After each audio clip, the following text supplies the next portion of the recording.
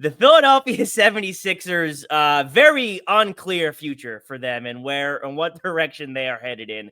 Joel Embiid officially done for the season. Paul George battling injuries for what seems like this entire season, now kind of sort of back, but the Sixers for sure are not back as a whole. Steve, as I said, that Philly does not know where they're going right now. Their fans don't know what to think or what to expect. How do you feel about the future of the Sixers franchise, and where do you think they should go from here? Terrible. That's how I feel. Yeah. Yeah, I mean, listen, I'm going to speak from the heart here, guys, all right? I'm the resident Sixers fan. This is something that's near and dear to me. I've been talking to Cam a long time about doing something on this. So, unfortunately, Philadelphia needs to go into a full reset. There have been years and years and years of the Philadelphia Sixers front office making poor choices, trading away young talent, investing in the wrong guys. Obviously, Paul George with a $202 million contract over 4 years. I was literally just talking to you the other day, Cam, about when is it appropriate to stop rooting for a team? Because that's where I'm at. I am at a point where I want to give up on the Sixers. And to understand why, you have to understand where we've been. In 2009, draft Drew Holiday. 4 years later, he makes his first All-Star appearance. Then we trade him for Nerlens Noel, who couldn't play his entire rookie season, and we sent them a first-round draft pick with him. 2 years later, 2011, we draft Nikola Vucevic, one of the most talked about big men coming into the draft that year. We cut his playing time drastically halfway through the season for whatever reason. So 2 years later than that, 2013, we draft Michael Carter-Williams. Dude wins Rookie of the Year. A lot of promise in him. But you know what we did? Halfway through the next season, we decided to trade him away to the Bucks. 2 years later than that, 2015, we draft Jahlil Okafor. Bust of busts. He had not the biggest, but in Philly, he was supposed to be a game changer coming out of Duke, and he was terrible. 2016, 2017, we draft Ben Simmons and Markelle Fultz, and you can just see how that worked out. If you're a true Philly fan, you know how that worked out. It was terrible. Ben Simmons ended up having a few good years, and then he fell apart and had a mental meltdown, and Markelle Fultz had a meltdown the moment he stepped into the league. So finish it all up in 2018, the Sixers draft Mikal Bridges, and we trade him on draft night for Zaire Smith and a future first-round pick. So how do you fix what's going on in Philly? Well, number one, you fire Daryl Morey tomorrow. Tomorrow, you fire Daryl Morey. Daryl Morey, listen to me. You are the reason that we signed Joel Embiid to that massive extension. Josh Harris did not want to sign him to an extension. You vouched for him and said he will figure out a way to stay healthy. We can see where that got us. The second thing the Sixers need to do is they need to slam the final nail in the coffin of the process and let go of Joel Embiid. I hung on for so long with Joel Embiid. I wanted to believe what Cam was telling me, that he was not that guy. I wanted to believe that it was wrong. I argued with him. I told him time and time again, he is one of the best players in the NBA, and he will find a way to lead Philly to a championship. I held on like a fat kid on a Twinkie. I wasn't letting that idea go.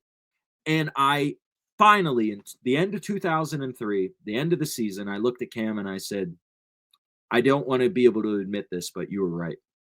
Joel Embiid has proven that not only can he not stay on the court, that he also cannot elevate his game in the postseason to take us to the promised land and get past that second round to a conference finals, to even a finals. They need to just strip the front office and find a way to integrate a culture, because that is the number one problem that Philadelphia sports market teams have had for years, is the lack of a culture. There has never been a true culture of winning and player development and success within this organization. Going back to Moses and Dr. J is the last time that I can tell you about true Philadelphia Sixers culture.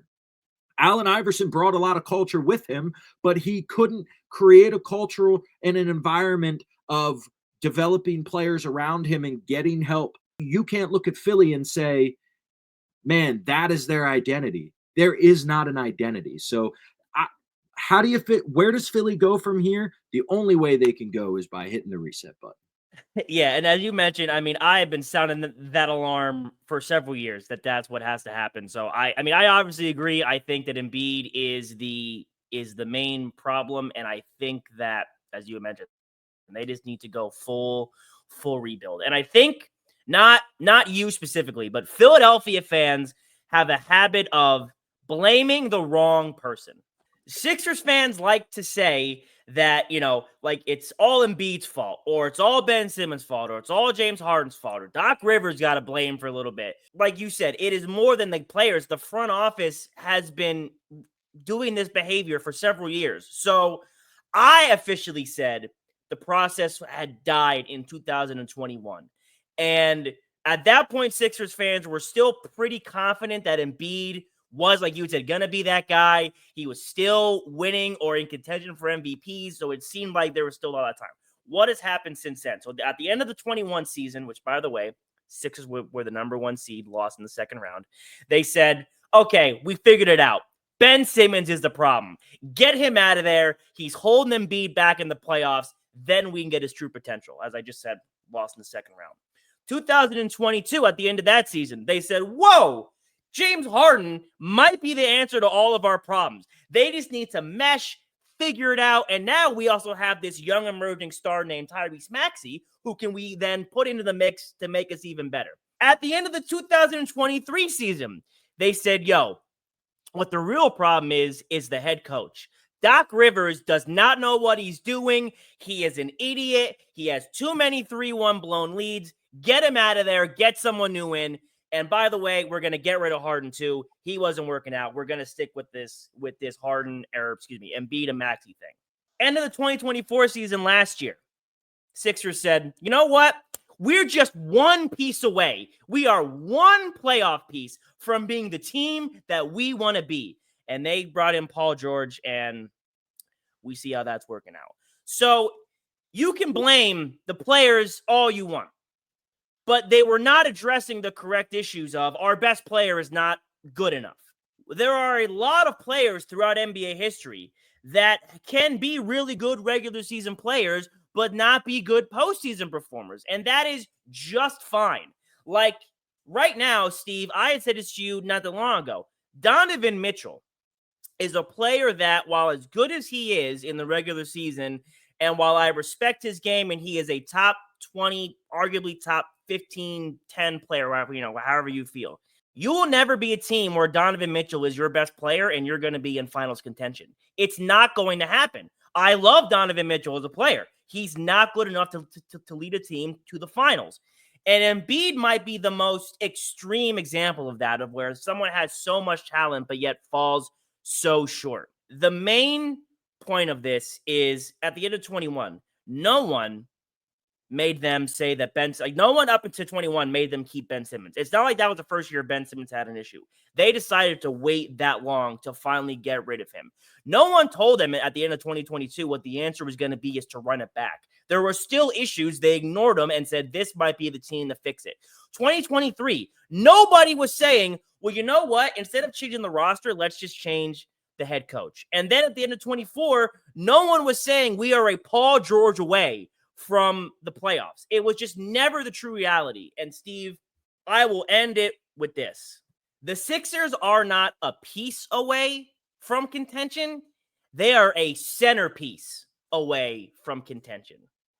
No, you're right. You know, as Philly fans, we blame the wrong people, but we want to place blame wherever we can find it. There always has to be someone who is to blame. And it always ends up being the wrong person, like you said.